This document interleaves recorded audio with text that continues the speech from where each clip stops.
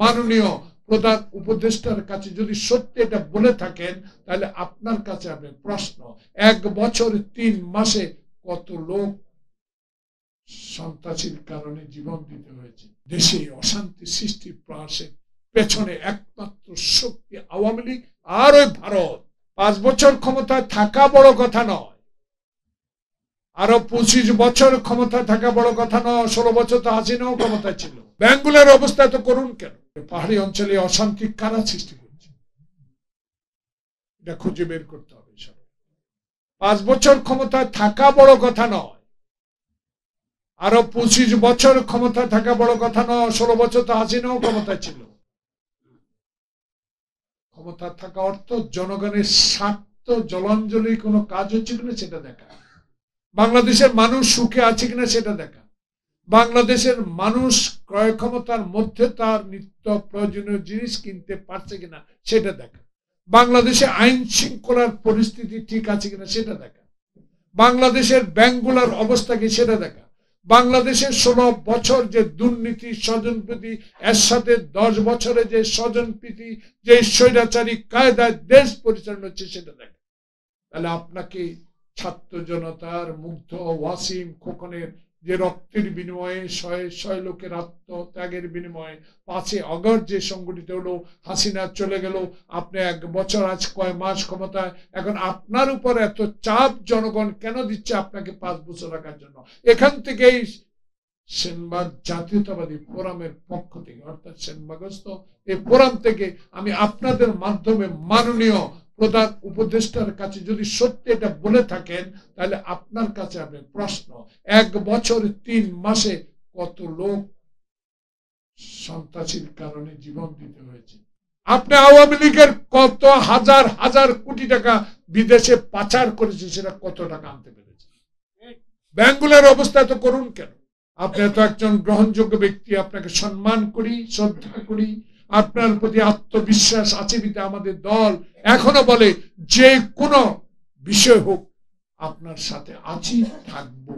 কিন্তু প্রশ্ন হলো, এই কথা বলাতে একটু মর্মাহত হয়েছে।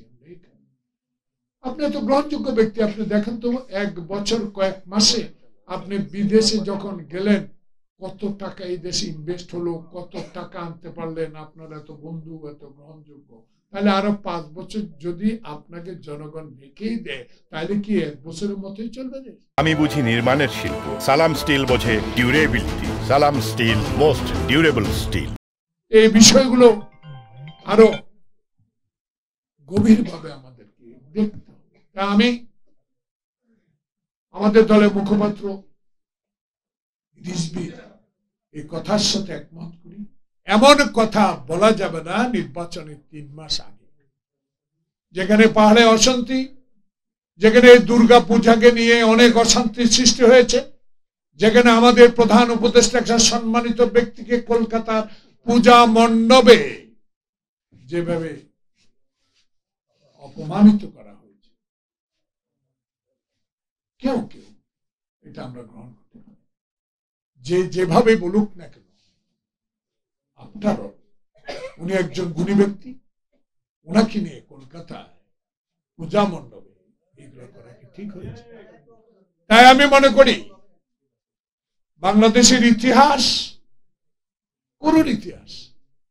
এই করুণ ইতিহাসের পরিসমাপ্তি ঘটেছে 16 বছর বিএনপির আন্দোলন সংগ্রামে এবং শেষ পর্যায়ে তারেক রহমানের নির্দেশে ছাত্র জনতার বিপ্লবিক আন্দোলনে সহযোগিতার কারণে যে সরকার প্রতিষ্ঠিত হয়েছে, সেই সরকারকে সহযোগিতা করছি, করব নির্বাচন পর্যন্ত, শান্তিপূর্ণ ক্ষমতা হস্তান্তর পর্যন্ত।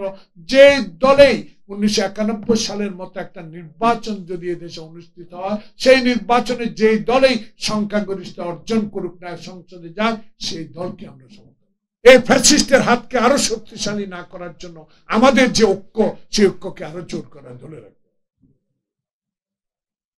সকলের তো একটাই আশা, একটা নির্বাচন। সকলের ইচ্ছা একটা নির্বাচন। 16 বছর কেউ নির্বাচনে ভোট দিতে পারেন, 14 ভোট দিতে পারেন নাই, 18-তে ভোট দিতে পারেন নাই, 24-এ ভোট দিতে পারেন নাই। এখন তো আমাদের একটা ভোটের ব্যবস্থা আপনি করছেন, সেই মূর্তি দেশে অশান্তি সৃষ্টি প্রয়াসের পেছনে একমাত্র শক্তি আওয়ামী লীগ আর ওই ভারত, যে ভারত প্রতিনিয়ত আমার বর্ডারে গুলি করে মানুষ মারে আর পুশিং করে, বাংলায় কথা বললে কয় বাংলাদেশি, পুশিং করছে। আপনি কিসের বন্ধু? কিসের বন্ধু আপনি? যদি বন্ধু হতেন আমার পদ্মা শুকিয়ে গেল কেন? যদি আপনি বন্ধু হতেন আমার ফারাক্কা বাদ কেন? যদি আপনি বন্ধু হন তিস্তায় কেন পানি নাই? যদি আপনি বন্ধু হন আপনার দেশে গণতন্ত্র থাকবে, আমার দেশে গণতন্ত্রকে আপনি হস্তক্ষেপ করবেন? এটা কি চলতে পারে? চলতে পারে।